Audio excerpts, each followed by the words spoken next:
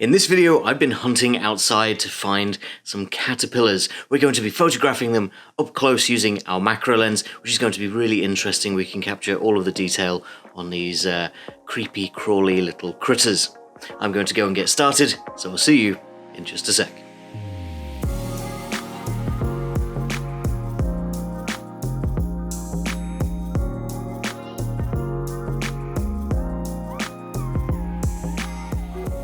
Hi guys, I'm Ben from Adaptalux, and today we are shooting caterpillars. I've been out and grabbed a caterpillar. I found him on a cabbage leaf munching his way through that, so I just grabbed the whole leaf and brought him inside with it.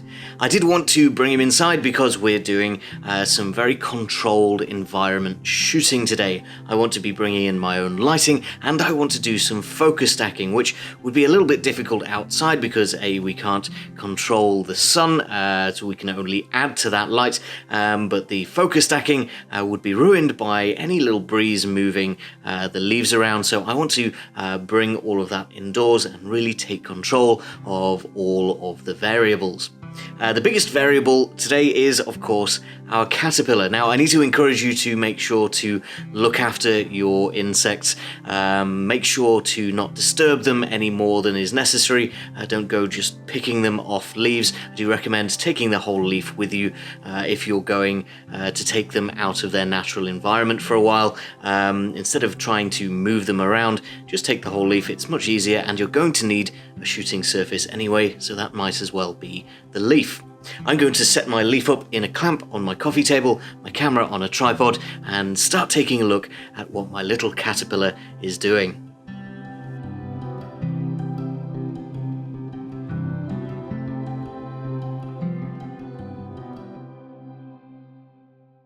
So first things first, I have my camera set up here on my tripod, and in between the camera and the tripod I've got a macro focusing rail, which we'll take a look at in a little while.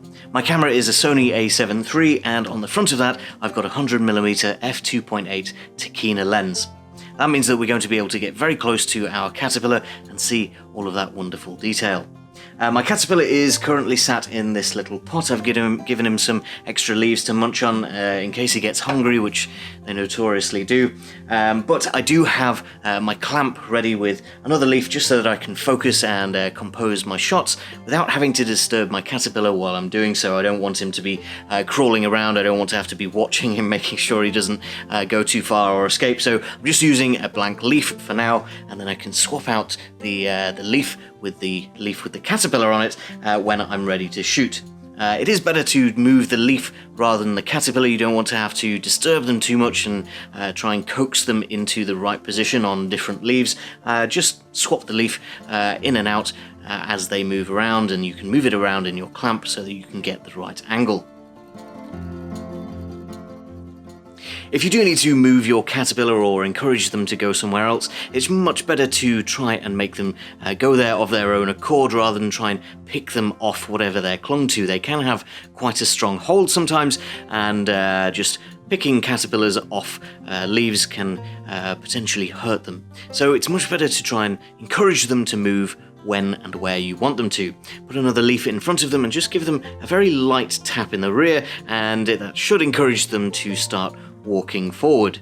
It might take a little bit of time, so definitely be patient, give them enough time to move around of their own accord. Now I'm going to set up some lighting, get my caterpillar onto my leaf on the clamp, and start taking a look at what he looks like up close.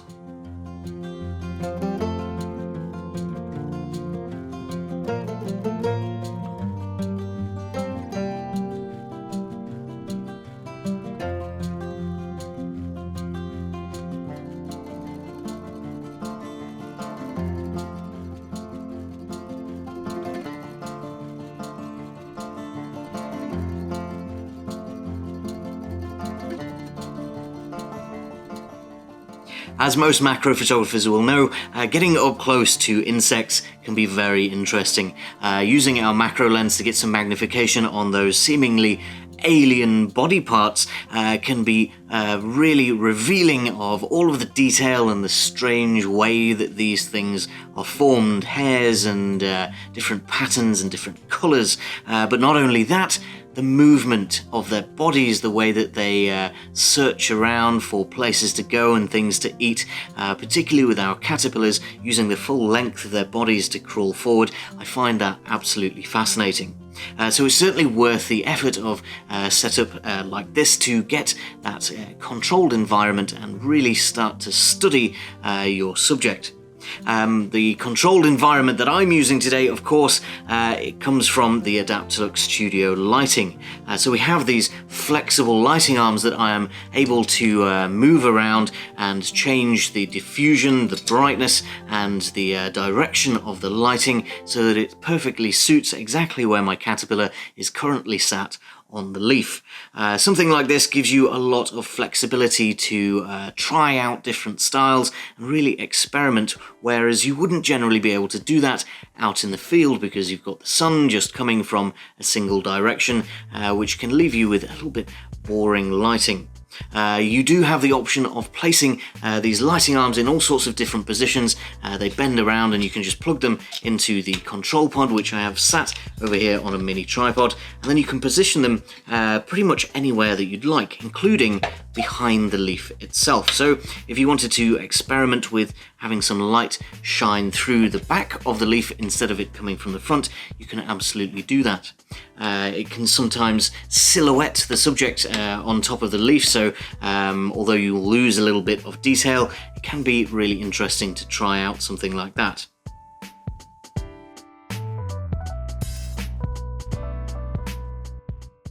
My other reason for bringing my caterpillar inside and wanting to shoot in a controlled environment is, of course, to do some focus stacking.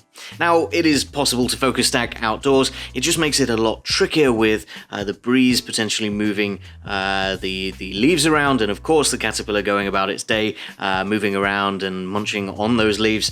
All of that creates movement, which is very counterproductive for focus stacking. You want everything to stay as still as possible while you take your series of images.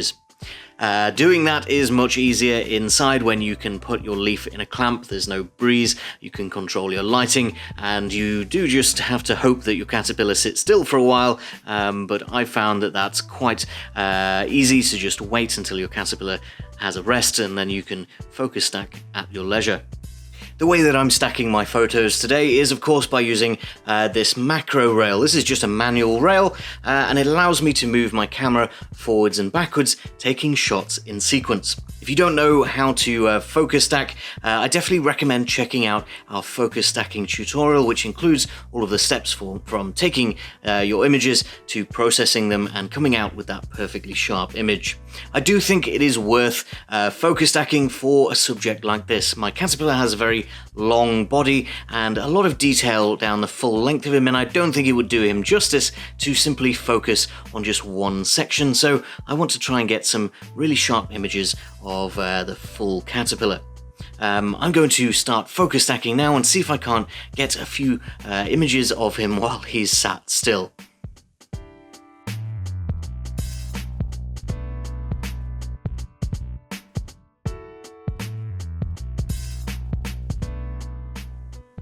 So my caterpillar did sit still for long enough for me to get some stacked shots, and I think the sharpness of these shots down the full length of his body is really important for something like this, because of all of that detail that you'd be losing out on if you were only to focus on, say, his face. It really doesn't have the same impact if you can't see all of that detail down the full length of his body. It also means that we can keep everything in focus no matter what he's doing. He might be curled up or sitting up or facing away from you. It really does make the difference when you can get that really deep depth of field from our stacked shots.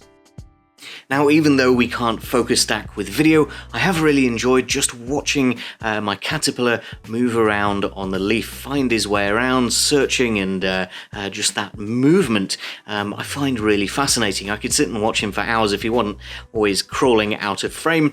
I could quite literally sit there and watch that movement, that sort of mesmerizing back to front crawling motion. I find that really interesting. So just observing these guys through a magnified lens can be really interesting in and of itself. I'd like to know what you guys think to today's shoot. I don't often go out shooting insects, so if you would like to see more of this type of content, let me know down in the comment section. Make sure to hit subscribe so that you're here if we do more tutorials like this, and make sure to hit the like button if you enjoyed it. I do have a caterpillar to go and put back outside, so that is all that I've got time for today. Thank you very much for watching, and I'll see you next time.